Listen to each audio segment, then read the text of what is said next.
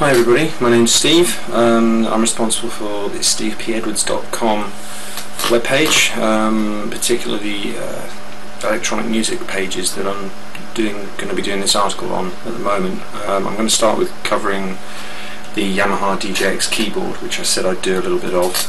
I haven't had this long myself. I'm not a keyboard player, and so I make no apologies for actually not showing how to play the thing well, but I just want to go through some of the functionality of it, just in case you see one of these things on eBay, of which they're quite cheap at the moment, or they've been around a long time.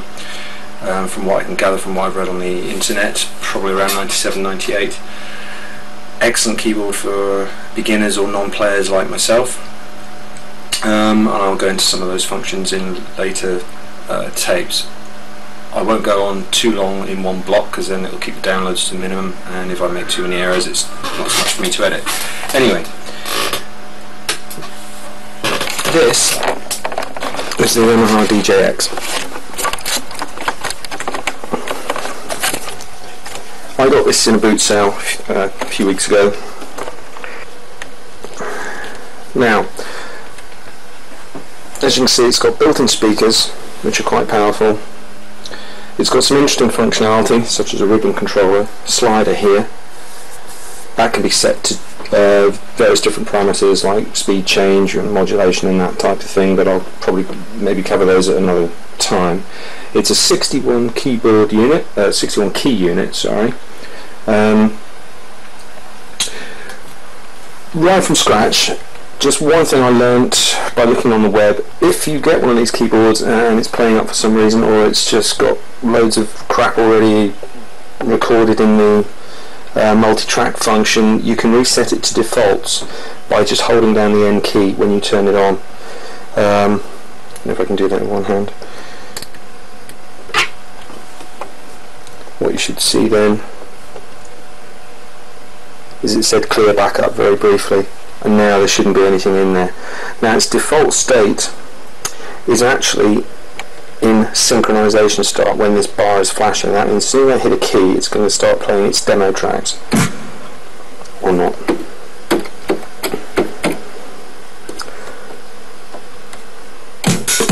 Like that. Now it can be quite loud.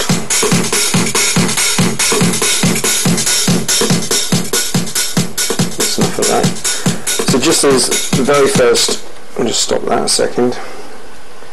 Just as the very first sort of examples of what this thing can do, and to get you familiar right from the word go, what it's got is a part function and a pattern function. Now these effectively split the keyboard into sections, which are written on here, which means that, as you can see, the end of this, the start of this pattern group here,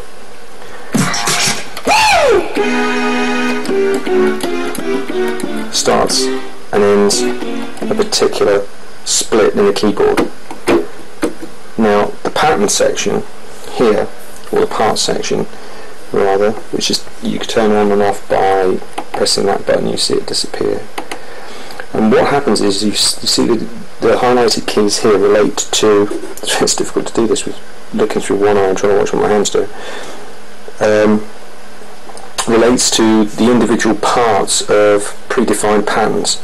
So, for example, you can see the notes turning on and off as I press the key here. So, for an individual part of a pre-designed or pre-written piece of music, it'll turn those on. So, but I'll cover that again in a different tape probably. Right, just for this one for now, if you turn these off, it just means you get the whole range of the keyboard accessible for one individual voice. The first one, which is a pretty good one, is Fuzzline. There's no point going through all of them, because as you can see on the voice chart that's written here, there's a couple of hundred in blocks of sort of 1 to 8, and then next lot start, etc. It's got some pretty nice sounds. The pads are particularly good, starting at 33. If you want to put up a voice, you can obviously just go right the way through from 1 and use the plus key to move up through them, which is the slow way. Or if you know what section you want to go to, so the synth pads, you'd be looking to start, they go from 033 to 038, so you can just key that in, 033, and you get the first one called sequenza, which is a little dancey type sound, and then move up through those. There's some really good ones. Some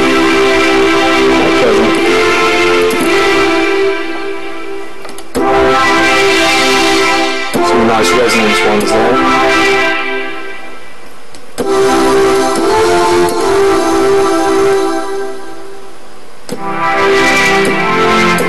You can lose yourself quite well in these.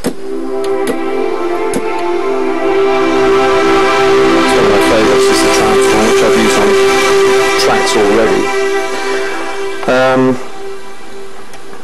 It's difficult to hold the camera, but basically you can play a chord, this one. There are other knobs here that can change the cutoff and resonance of sounds, particularly sounds that of that style, that are sort of very resonant. You can change the peaks and troughs, so it's difficult, so I can't turn the knob and play at the same time. Right, I'll just briefly cover, because obviously the voice is straightforward. Also within the keyboard, just to play along to, there's a really great function in the style buttons. There's 0 to 100 styles, which are named here, which basically are just pre-written tracks that you can play in sort of blocks of 4 bars or whatever. Now, because I turned the part off, you're not hearing the full. There we go. So that's the first one, which is been heard a lot on the web. So there's 100 of these in there, and they're all pretty good, but very dance orientated.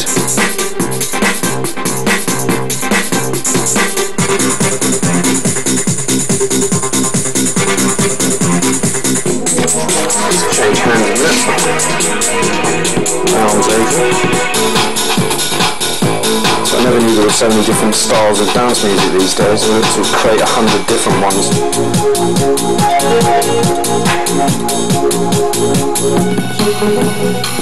And you can just stop the track. Now, I won't go into the recording side of it, but basically the idea with these is that what you can do is, if you've got a particular beat that you like, you can play all, some or none of the actual parts that are made up, that make up that track, that are played here on the keys, the bass, kick drum, or the snare, and pressing them at this stage will turn them on or off. So if they're all turned off, for example, I think you can just see that, you'll get virtually nothing of that track playing. We'll bring them in as you want. Now where there's a phase 3, a phase 2 and a phase 1, that might be just, say, individual voicings like a melody. Not all of the tracks might have that written for it, for example. So obviously there's the bass, bring in the kick drum, no kick drum in this case. There is a voice there, that trumpet type sound. Bring the snare in, hi-hat on or off.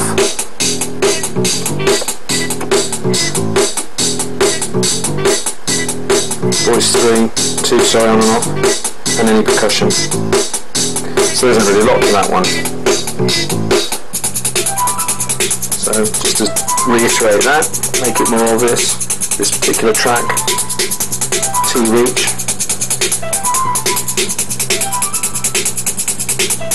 Turn off the bass, bring the kick drum in, turn the kick drum off again. We'll go through and turn everything off completely. Now, that's basically used, or can be used as a backing track for your own stuff later on, for getting into the recording side of it, which I won't go into now because it'll make the video too long. That's a whole separate thing in itself. But it's very handy. You've got up to 5 tracks that you can record, as well as a chord track, which will take information from those predefined sounds that are on board of the tracks that you're listening to here. So if you want to just have, say that, use that particular beat, you can just set those keys to play, record them using on just the chord track. Once it's recorded, then you can bring in the others one at a time and either play your own bass lines or melodies or whatever it is that you like, choosing the individual voices that you want to use yourself. So basically you've got a 5-track multi-track recorder plus the rhythm track. So a pretty powerful function and excellent for people who, you know, using a home studio environment, especially in conjunction with software such as the Music Maker, Magic's Music Maker stuff that I use, or Sound Pro Tools, or whatever it is that you might use.